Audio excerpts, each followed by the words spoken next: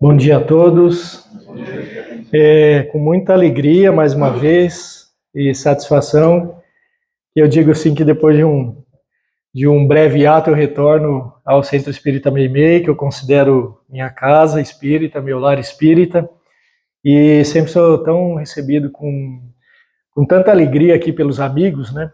E isso é motivo de júbilo para a gente. Então, retornar com um tema do Evangelho é sempre muito salutar para todos nós, né? Eu creio que com o Evangelho a gente busca o equilíbrio, ou pelo menos uma sustentação para a nossa semana, porque a gente vai vencendo o dia, né? Como disse Jesus na lição dominical, o pão nosso de cada dia. Então ele vai nos ensinando que assim, vamos vencer o dia com os nossos desafios, e no próximo dia, ele também disse, o dia bastam seus males, então a gente dorme e acorda com a fé e com a esperança de continuidade. Se a gente não tem essa fé sustentada pelo Evangelho de Jesus, as situações que nos perturbam ou que eventualmente até nós, né, levamos perturbação em algum momento, num determinado contexto, fica mais difícil. Então nós estamos aqui no domingo, iniciando a nossa semana, com essa vontade de sermos perfeitos, porque é isso que a gente busca, né? O tema Sede Perfeitos, que está no capítulo 17 do Evangelho segundo o Espiritismo, quando a gente se depara assim com isso, né? Sede Perfeitos é um convite de Jesus que parece assim muito distante para nós, né? Mas naquele momento, segundo reflexões de Allan Kardec, isso está bem no começo assim do capítulo, Kardec diz que Jesus fez esse comentário aos discípulos, né? Sede perfeitos, como é perfeito o vosso Pai, justamente para que eles, numa visão figurada, se esforçassem o máximo possível para alcançar a perfeição. E Allan Kardec comenta, de forma muito sensata, que como é que a gente vai ser perfeito igual ao Pai, se seguir ao pé da letra o que Jesus disse naquele momento, se o Pai é um só. Se Deus é um só, se Ele é único. Então, segundo Kardec, se a gente se torna perfeito como Deus, então Deus não é mais Deus, né? Então, Jesus, ele trazia essas às vezes, esses assuntos figurativos, mas para chamar bem a atenção daquele povo necessitado naquele momento e que muitas vezes ele tinha que falar por parábolas, né? Tinha que falar nos entremeios. E para os discípulos, como Jesus mesmo disse, ele ia levantando um pouco mais a ponta do véu e trazendo informações.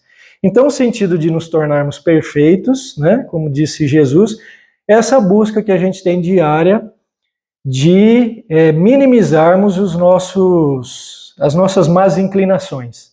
Isso já é uma grande vitória. Aliás, é uma grande vitória para nós, fugindo um pouquinho para a gente voltar, é uma grande vitória a gente completar uma encarnação. Isso, dentro dessa perfeição que a gente está buscando, é uma grande vitória para o nosso espírito completar uma encarnação. Por quê, gente? Porque nós estamos nesse desafio do dia a dia que nós estamos falando. Então, o dia a dia, viver o dia a dia não é falta de planejamento, mas é ter aceitação e, no bom sentido, pensar, eu venci o dia de hoje. Não fui vencido pelo mundo, né? Eu venci o dia de hoje com todos os problemas que a gente tem para resolver, com todos os desafios. Porque não é fácil. O nosso planeta ele ainda é exigente e nós estamos aqui porque necessitamos. Está tudo no seu lugar. Então a gente vencer uma existência é motivo de vitória. É motivo da gente se sentir herói. Tá bom? Então é nesse contexto que nós seguimos.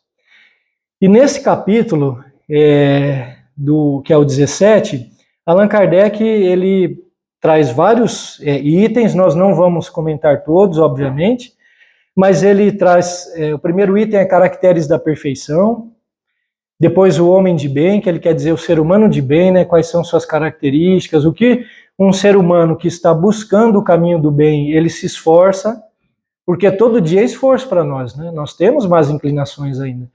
A gente, numa determinada situação, pode perder o nosso equilíbrio. Mas o importante é isso, o como a gente se esforça, né? Os bons espíritas, que vai tratar justamente disso, o quanto que o bom espírita ele se esforça para vencer as más inclinações. Então Kardec não veio através dos espíritos trazer que o bom espírita é aquele perfeito, que não se desequilibra em momento algum, é o nosso desejo. Mas o que a gente está fazendo para vencer nossas más inclinações? E vencer o nosso dia para no dia seguinte continuar, né? Parábola do semeador, que a gente vai se ater um pouquinho a ela. E depois nas instruções dos espíritos, que geralmente é a parte final do capítulo, Kardec comenta sobre o dever de nós, seres humanos, qual é o dever que nós temos, a virtude, os superiores e os inferiores, né, no sentido não do mundo, mas no sentido da alma. O que é uma alma superior? Um espírito já superior em relação ao espírito inferior, não no sentido de se achar muito melhor que o outro, mas é de tudo que nós já vencemos, e aí entra a humildade dentro dessa superioridade, né? Então é questão de interpretação.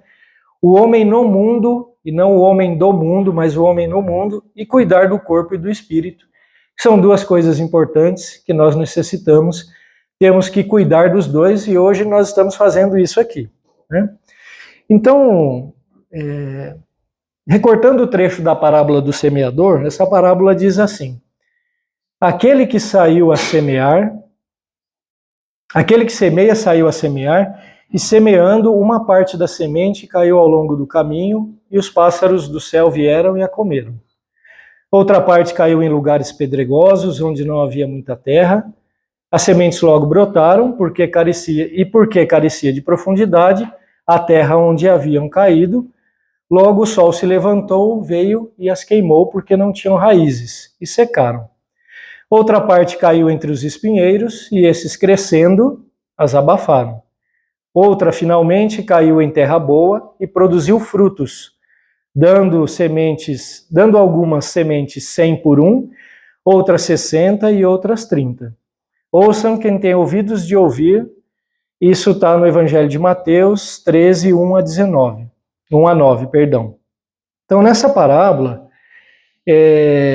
a principal interpretação dela é que a semente representa, para alguns, a palavra de Deus, mas ela representa o Evangelho de Jesus, a palavra de Deus nesse sentido, os seus ensinamentos. E onde ela caiu, esse solo, representa nós, seres humanos. Nós somos esse solo, né? Então, essa palavra, quando ela encontra o solo em nós, como é que está se reproduzindo, vamos dizer assim? Ou ela está se cultivando, ou ela está, né, qual é o caminho que ela está seguindo? Então, aquela situação em que os pássaros comeram as sementes, a gente entende que não deu nem tempo dela se enraizar, ou dela brotar, ou qualquer coisa nesse sentido. São as pessoas que ainda não se afinizam, ou até repelem, rechaçam, né, a palavra de Jesus, os seus ensinamentos. E cada um, a gente não está aqui para apontar dedo, não é nada disso, mas cada um no seu momento de entendimento. Então, muito provavelmente, são aqueles que até trabalham contra os ensinamentos do Cristo. Estão ainda no polo da maldade, não entenderam que Cristo veio com essa mensagem de amor, de misericórdia, de entendimento, porém de ensinamento para nos resgatar. Nos dar o caminho que é através de nós mesmos que nós vamos melhorar, né? Tanto é que a frase dele é: pegue sua cruz e siga-me. É uma frase muito emblemática, porque Jesus nos deu o caminho. Ele disse: olha, cada um tem uma cruz. Então pegue e siga-me, esse é o caminho, né? Esse é o solo que a gente vai cultivar através do seu ensinamento. Mas Jesus não nos disse: traga a sua cruz, que a partir daí eu vou colocá-la nos meus ombros e carregar para você.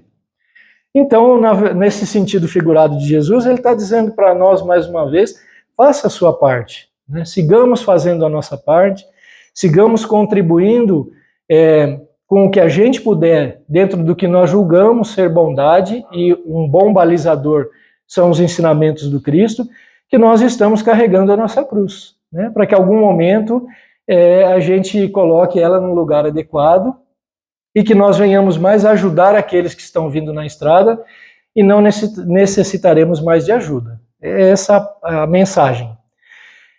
Aquela outra parte da semente que caiu em lugares pedregosos, que praticamente não tinha terra. Então, apesar de ter brotado, logo o sol as secou, porque elas não tinham condição de enraizar, a interpretação é que são aquelas pessoas que entendem o Evangelho de Jesus, entram em contato com ele, se rejubilam num primeiro momento, mas na primeira dificuldade ou nas primeiras dificuldades, a fé ela esmorece. E muitas vezes até, talvez a gente já tenha feito isso em algum momento, até barganha um pouco com Jesus ou com Deus, né? Mas como é que eu estou tentando ser tão bonzinho, fazer tantas coisas boas e seguir a sua palavra, e mesmo assim o Senhor me traz uma dificuldade desse tipo? Então tende a desacreditar. No primeiro momento que é testado, aí esquece um pouco, fala, mas eu achei que a religião só ia me trazer facilidades, então, né, isso pode acontecer. E não deixa de ser um certo aspecto de revolta, que a gente tem que tomar muito cuidado. Né? Allan Kardec, no capítulo 5º, que é Bem-aventurados os aflitos, ele faz um comentário, através da mensagem que os Espíritos traz, que a gente aproveita uma encarnação quando nós nos revoltamos menos. Ou se a gente já conseguiu não se revoltar perante as dificuldades, a gente aproveita mais ainda.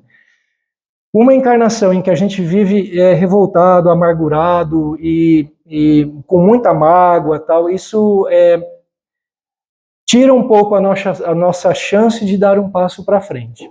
Bom, não estou julgando a situação de ninguém, pelo amor de Deus, cada um sabe das dificuldades que tem e elas são muito peculiares. Mas isso vem nos convidar a arrefecer um pouco, pelo menos, qualquer revolta perante as dificuldades quando a gente se encontra. E sabemos que, como diz Emmanuel, o problema resolvido, espaço para outro.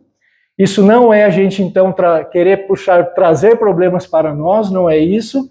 Né? Eu tenho parentes que não são espíritas que dizem assim, que espírita só fala em sofrimento. Não, não é isso.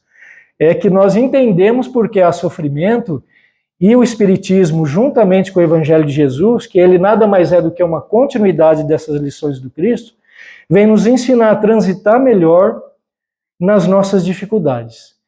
Assumindo que nós temos dias e dias. Tem dia que a gente consegue entender tudo e nós termos indulgência, tolerância, paciência com tudo, a começar conosco, mas tem dia que nós estamos menos afinizados com isso. E também está tudo bem, porque somos seres humanos. Quando Jesus fala de perfeição aqui, ele entende muito bem a situação de cada um de nós.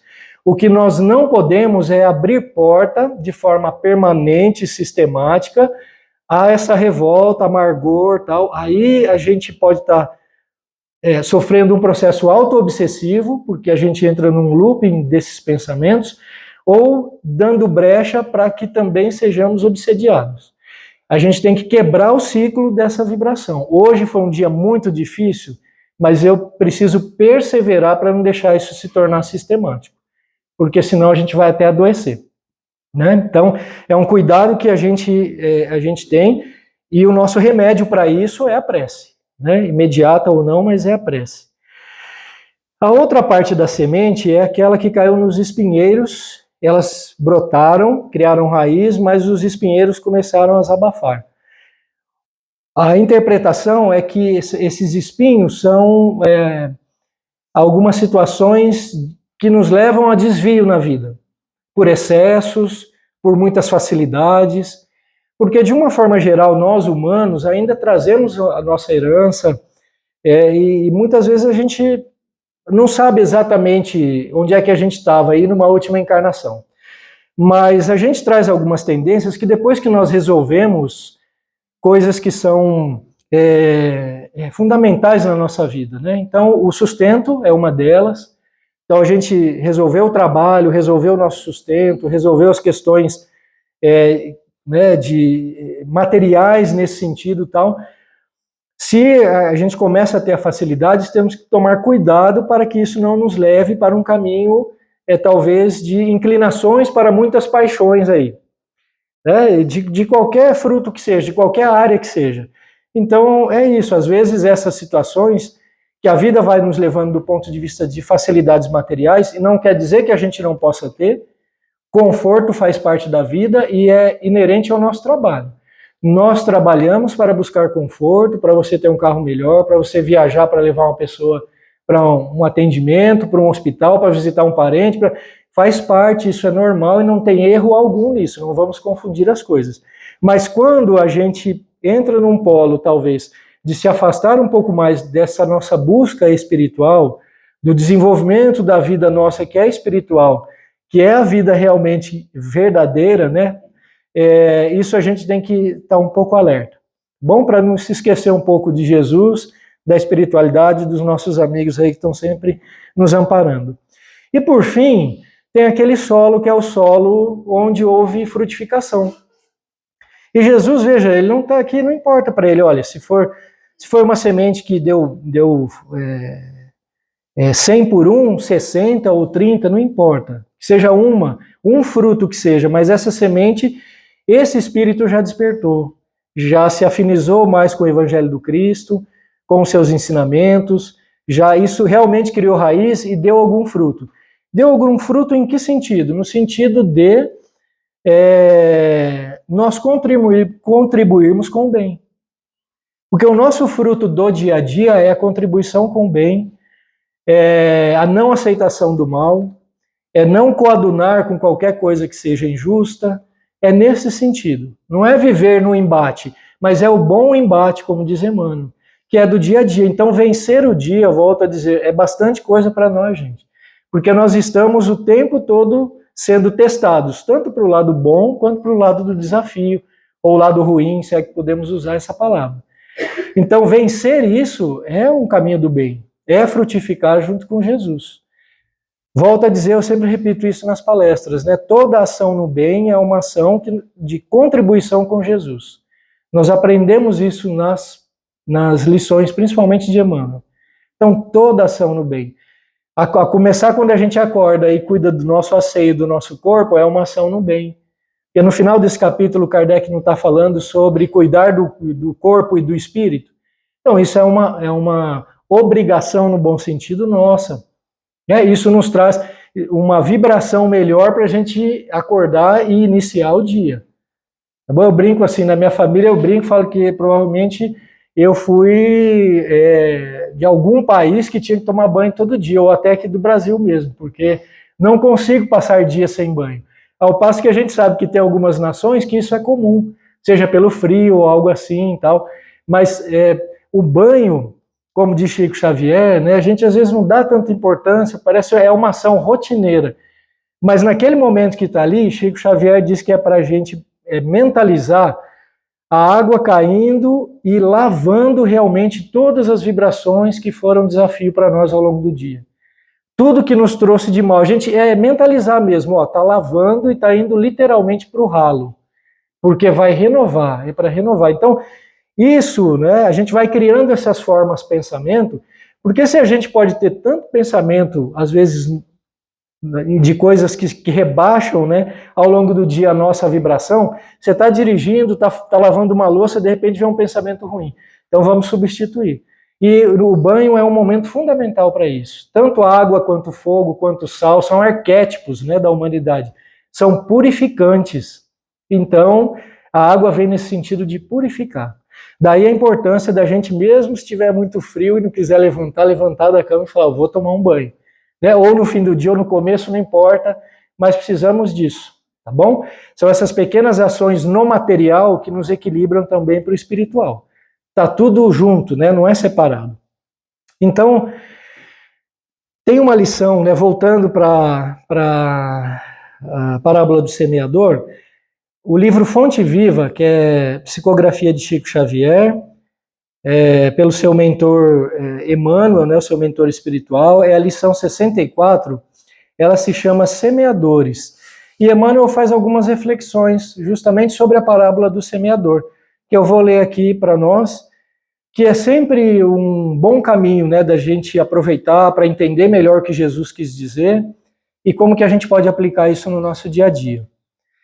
Então, a primeira frase recortada ali de Jesus, que está em Mateus 13:3, nesse caso, Emmanuel começa assim, dizendo, eis que o semeador saiu a semear.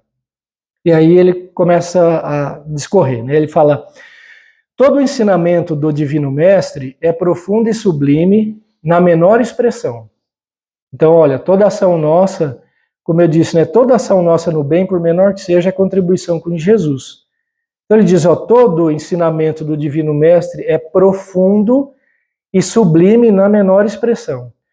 Quando se dispõe a contar a parábola do semeador, começa com o ensinamento de inestimável importância que vale relembrar. Não nos fala que o semeador deva agir através do contrato com terceiras pessoas, e sim que ele mesmo saiu a semear.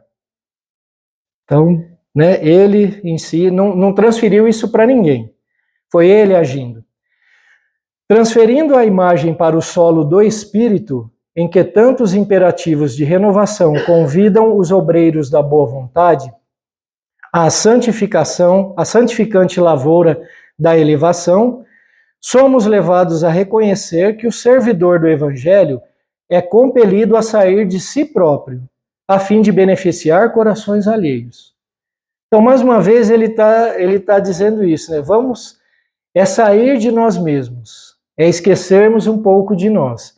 Isso é exigente? É exigente. Para beneficiar quem? Beneficiar corações alheios. Então, Emmanuel está colocando isso em aberto, corações alheios. A gente entende que isso começa pelo nosso lar e se estende a todas as outras situações da vida, né? Então, compelido a sair de si próprio, para de olhar para você mesmo, por um momento, se for possível, e beneficie esses corações alheios. Esse é um convite do Cristo de há muito tempo, e que para nós não é fácil mesmo. Porque as duas maiores chagas, né, são, voltando, isso todo mundo já conhece, é egoísmo e vaidade, ausência de humildade.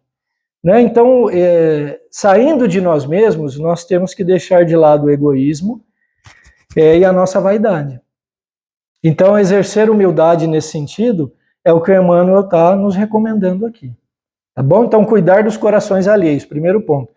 Tem dia que a gente precisa cuidar da gente também, né? Não dá para só cuidar dos outros. A gente também não pode adoecer, porque se a gente adoecer, aí faltou o equilíbrio.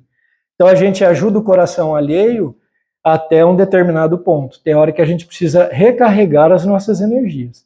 Aí não é mais egoísmo, aí é necessidade. Quando o trabalho ele se torna exausto e a gente precisa parar, por um tempo precisa parar, Chico Xavier também recomenda muito isso. É necessário parar. Tem que parar, de preferência silenciar, a gente tem que se recolher. Do jeito que a gente vem vivendo atualmente, não há convite para isso. Só há convite para o oposto.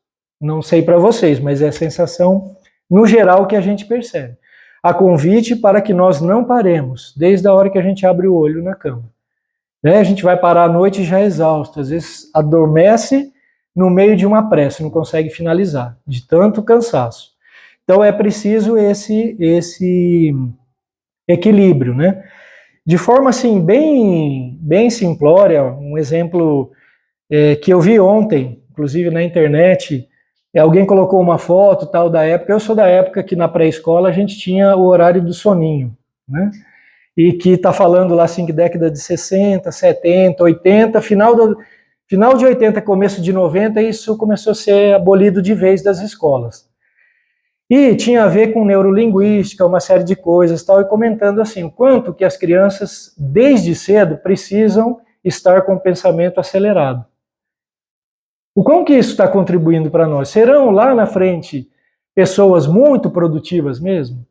Qual que é o papel nosso de pai, porque eu também sou pai, a gente tem desafios, né, de imprimir um ritmo tão acelerado assim, porque nossos filhos têm que ter um monte de coisa e fazer um monte de coisa, não tem tempo de ser criança. Dentro desse cuidado com o coração alheio. Né, e que alguns neurocientistas vêm percebendo que isso é só uma das coisas, tem um monte.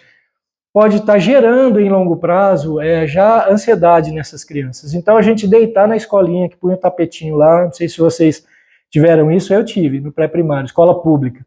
Então tinha a hora de fazer a sonequinha, deitar, a professora falava bem baixinho, um ou outro não conseguia dormir, mas mandava ficar contando as coisas no teto, tal, e tinha criança que dormia mesmo, né? Então, por um tempo ali, 15 minutos, 20 minutos, que era para entender que aquele era o momento de acalmar. Nós não temos mais isso. Nós estamos vivendo num sistema que é acelerado o tempo todo. E estamos vivendo num sistema de tela, e eu tenho que me policiar com isso, né? Porque a gente passa o dia todo sem... Então, onde as coisas vão, para onde vão caminhar, eu também não sei, né? Não tenho capacidade técnica nem pessoal para isso, mas talvez algumas coisas do passado a gente tem que começar a resgatar. E está todo mundo meio exaurido desse acelerado. Tá? Inconscientemente ou não, a gente está exaurido disso. Bom, mas fica uma reflexão aí para nós, né? Emmanuel continua dizendo assim: é necessário desintegrar o velho cárcere do ponto de vista. Emmanuel dá uns puxões de orelha na gente, né, pessoal? Mas é para ajudar. Então, beneficiar os corações alheios, aí ele já coloca essa outra frase. É necessário desintegrar o velho cárcere do ponto de vista para nos devotarmos ao serviço do próximo. Eu interpreto, né, que é mais um convite a gente esquecer um pouco do egoísmo. O meu jeito, a minha forma, como tem que ser, tudo é... Então, assim, para me devotar ao próximo, eu preciso esquecer um pouco do ponto de vista. Se meu ponto de vista prevalecer única e exclusivamente, eu não consigo ajudar o próximo.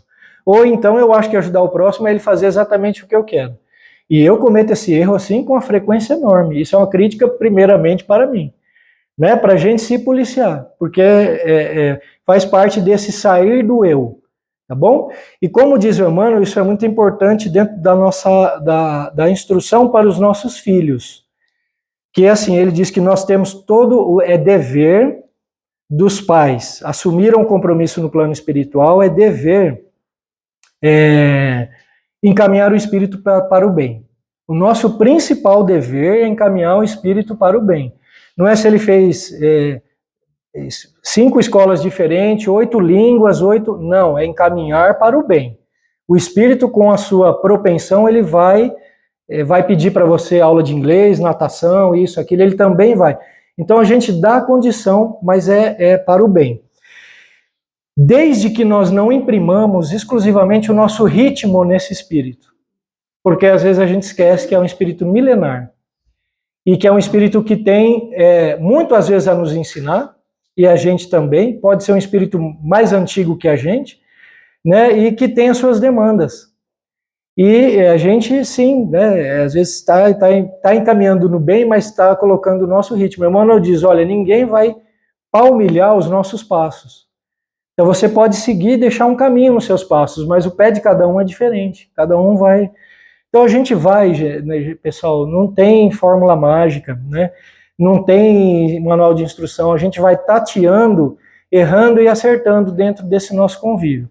Mas está um convite aqui nesse semear o bem, Emmanuel está falando, se possível, né? Não coloque tudo, saia um pouco do teu ponto de vista. Quem sabe isso faz com que a gente auxilie mais o outro, né? E ele continua dizendo assim, aprendendo a ciência de nos retirarmos da escura cadeia do eu. Então, Emmanuel, a lição, metade da lição Emmanuel sobre semear, Emmanuel está chamando a atenção para nós mesmos, seres humanos. Então ele continua dizendo, aprendendo a ciência de nos retirarmos da escura cadeia do eu, excursionaremos através do grande continente denominado interesse geral. Então é uma formulazinha aí que Emmanuel está nos dando, né? Para o interesse geral na contribuição, eu preciso começar a tirar as amarras do eu em primeiro lugar, que não é fácil, né?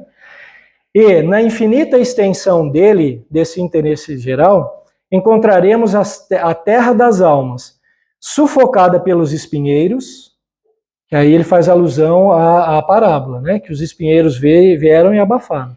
Então a terra das almas está sufocada pelos espinheiros, como a gente comentou, que são várias condições da vida que nos abafam para esse despertar, né?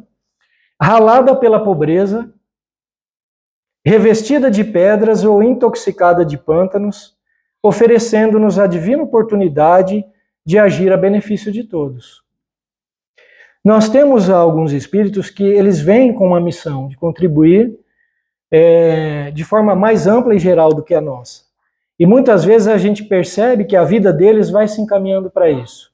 Nós pegamos Chico Xavier, contribuiu com tantas pessoas, Madre Teresa, Irmã Dulce, entre outros que a gente não conhece o nome, que estão aí trabalhando para isso, né?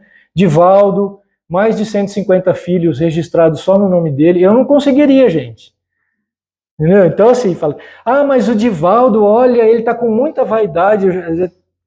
Na palestra dele, viu como ele se posta com vaidade? Isso lá nos idos de um tempo atrás. Fala assim, olha, ele pode fazer a vaidade que ele quiser, para mim não importa. Não importa se ele está vaidoso ou não está, sabe por quê? Porque ele tem mais de 150 filhos que ele tirou da rua e ele faz um trabalho fenomenal com essas almas aí, de encaminhar. Eu tenho 2 filhos, já tenho uma dificuldade enorme de... Imagina o trabalho dele. Aí, assim, é muito pequeno a gente discutir se está vaidoso ou não está vaidoso, qual que é a mensagem que ele está trazendo. Ou então, como tem livros dizendo, olha, tem muita coisa no Evangelho que um evangelista está falando isso, o outro aquilo. Então, a própria data, ela não bate muito bem. Quando a gente vai estudando mais o Evangelho... Então, é um trabalho de um estudioso, uma pessoa, alguns estudiosos muito bom e tal, mas a questão não é essa sobre o Cristo. A questão é, a mensagem do Cristo, ela foi deturpada ou ela é uma mensagem que continua no bem, resgatando nós que somos almas necessitadas? Pronto. Para mim, pelo menos, é isso, né? Então fica aquela celeuma, aquela discussão, porque só da gente lembrar que os evangelhos não foram escritos conforme estava acontecendo, eles foram escritos depois que o Cristo morreu. Então os evangelistas, eles tinham que lembrar para escrever. Ou seja, não foi fácil para eles também. E dentro desse período inteiro, olha quantos séculos passaram, e houveram cópias, né, fazendo para replicar, porque o evangelho foi se replicando como? Um terminava de copiar e entregava para o outro, e ia passando. A gente vê isso na história de Paulo de Tarso, no livro Paulo e Estevão. Então aquilo foi... Como que alguém pode não ter dado uma ajeitadinha ali, para o jeito que ele acha mais bonito? Pode ter acontecido, mas não é isso que importa. Porque senão a gente fica só lutando e se achando muito especial como ser humano e nós não temos a grandeza do Cristo, vamos ser humildes. Nós não temos a grandeza do Divaldo para acolher tantas almas assim. Ou do Chico, como foi vilipendiado e tanta coisa que falaram do Chico, né, que até dinheiro ele desviava. O Chico, quem conheceu o Chico Xavier sabe, né? Poderia ser trilionário aí com o que ele já vendeu, inclusive em outros países, mas não, só ajudou. Então esse convite para sair para o interesse coletivo e geral, ele vai começar dentro de casa. A gente não vai fazer grandes obras ainda, né? E esses espíritos, muitos deles falam, eu prejudiquei muito no passado. Então eu venho para resgatar também, hoje espírito redimido, muito evoluído, eu venho para auxiliar num contexto de amplo e geral para todos, né? Então, assim, a gente conseguindo vencer o dia no lar, vamos pensar que a gente é herói, a gente é vitorioso. Porque é isso que a gente tem que terminar nessa existência, conseguindo vencer o dia no lar, no nosso local de trabalho e tal, e assim por diante. É muita contribuição. Nós não estamos aqui perturbando, isso é bastante coisa, gente. Né? A gente tem que estar firme nisso, é bastante coisa.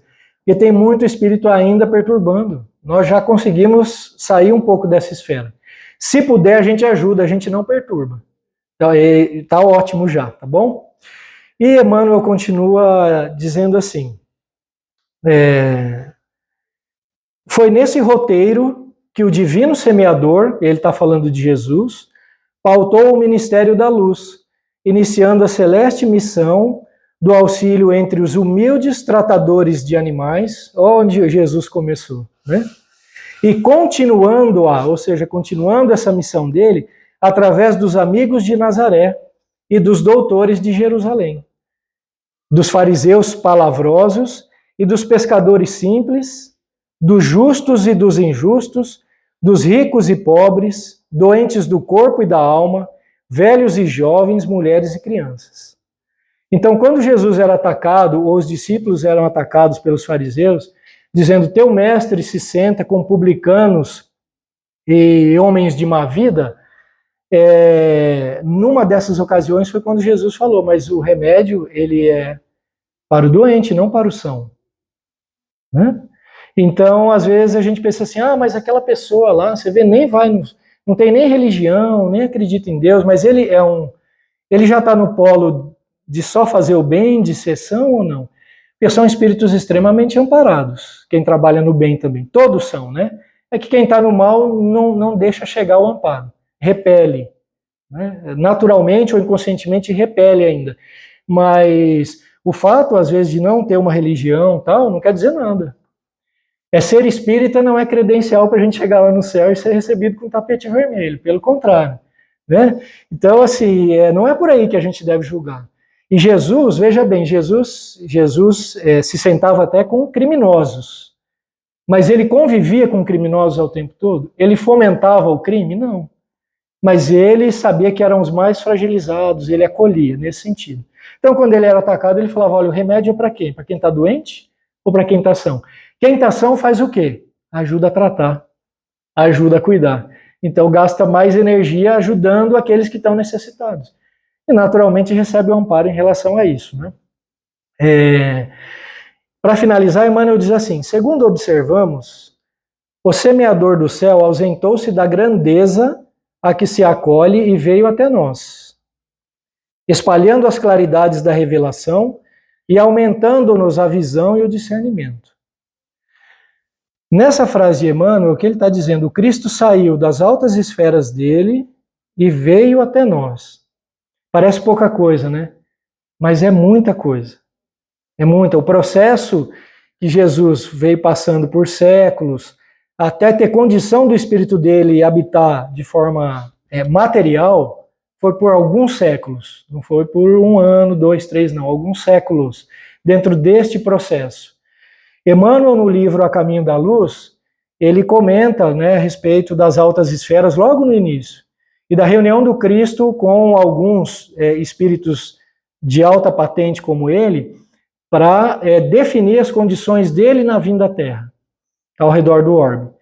Então, é isso que está falando, um espírito de tanta grandiosidade assim, ele poderia ter colocado só seus prepostos, seus anjos, né? Mas não, ele desceu, ele veio até nós, para difundir e para nos aumentar a visão e o discernimento. Então a gente tem muita gratidão por ele, né? Nós falamos de alguns espíritos que acolhem pessoas na Terra, mas ele nos acolhe enquanto humanidade, né? E aí Emmanuel diz assim, humilhou-se para que nos exaltássemos e confundiu-se com a sombra a fim de que a nossa luz pudesse brilhar. Embora lhe fosse fácil fazer-se substituído por milhões de mensageiros, se ele desejasse, ou seja, se ele quisesse. Né? Mas ele mesmo diminuiu a sua luz para que a gente pudesse brilhar. É só o espírito grandioso que consegue sair do eu, nesse sentido. Né? E a gente começa saindo do eu por um filho, por uma esposa, por um pai, por um irmão, por uma mãe, ou por um amigo, ou por qualquer um na rua que a gente não conheça. Mas a gente já está saindo do eu. E a última frase, terminando essa lição, que é a lição 64, né, intitulada Semeadores, do livro Fonte Viva, Emmanuel diz assim, afastemo-nos, pois, das nossas inibições e aprendamos com o Cristo a sair para semear. Né? Então, que a gente semeie o bem, semeie a boa palavra, semeie o bom ânimo. Chico Xavier diz que a única coisa que a gente pode doar sem ter é uma palavra de bom ânimo. É uma palavra de alegria. Por mais que a gente esteja triste, se alguém nos procurar, ele fala, é a única coisa que mesmo sem ter, você pode doar em favor de alguém. E às vezes é isso que a pessoa está precisando, né? Então, a nossa ajuda material é fundamental, mas a nossa ajuda espiritual, ela também é o alimento para a alma, como se diz, né? Então, muito bem, dentro dessa explicação de Emmanuel para essa parábola do semeador, né, que é muito instrutiva para nós, a gente tem o primeiro ponto do capítulo, que é o Sede Perfeitos, que Allan Kardec traz sobre caracteres da perfeição. E ele recorta um trecho do Evangelho de Mateus, que está no capítulo 5, versículos 44, 46 e 48, que diz assim: amai os vossos inimigos. Olha o desafio aí já, né?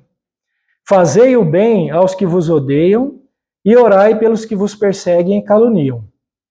Porque se somente amardes os que vos amam, que recompensa tereis disso? Não fazem assim também os publicanos?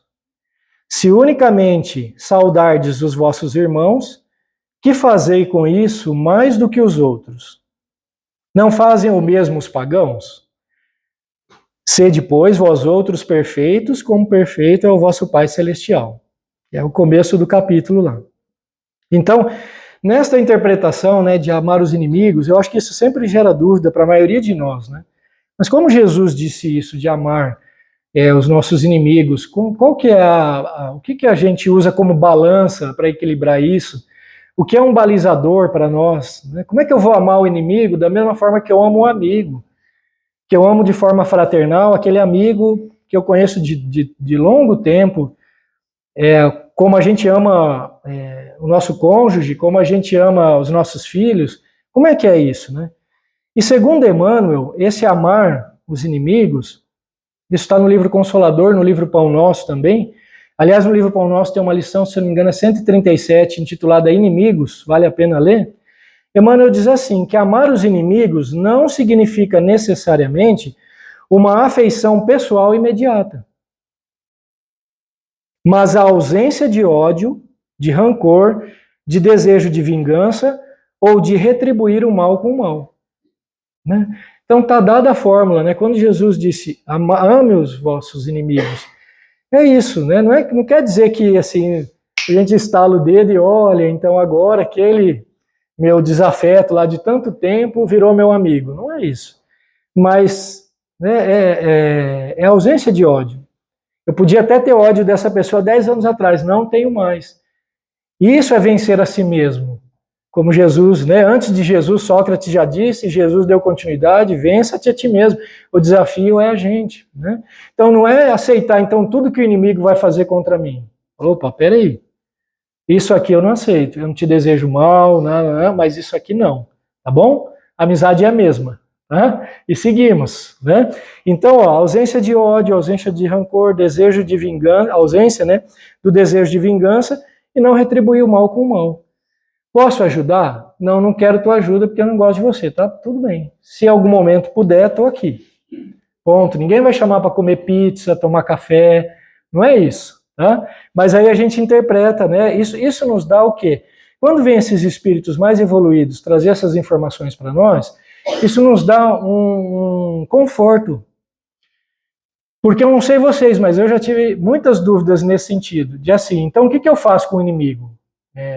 Eu tento o máximo possível trazer esse inimigo para o meu convívio do dia a dia, até às vezes, me agredindo emocionalmente na atitude que eu estou tomando. Né? Você fica, mas e Jesus? Jesus é Jesus. Jesus, nós não estamos no nível dele ainda. Jesus ama a todos, quando ele diz que ama a todos indistintamente, porque a nossa visão de amor, a visão de amor de Jesus, né, eu acredito que seja uma coisa bem, mas nós não. Então assim, ó, eu até rezo para aquela pessoa, que ela fique melhor, né, mas também não vou aceitar certas coisas. Então tá tudo certo, a gente não está sendo ruim, né, a gente não está agravando a situação. E